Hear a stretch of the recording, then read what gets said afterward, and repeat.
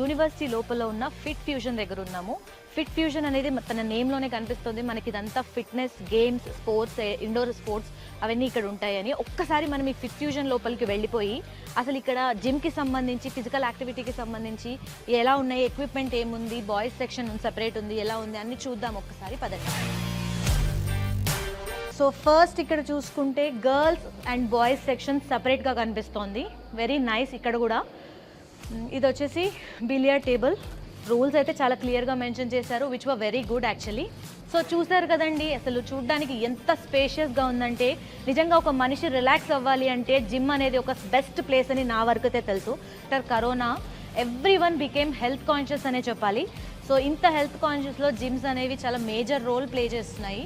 So ఒక యూనివర్సిటీలో పిల్లలకి ఇప్పటి నుంచే జిమ్ చేయడము, ఫిజికల్ యాక్టివిటీ మీద ఇంత అవేర్నెస్ క్రియేట్ చేస్తున్నారంటే really it's a good sign.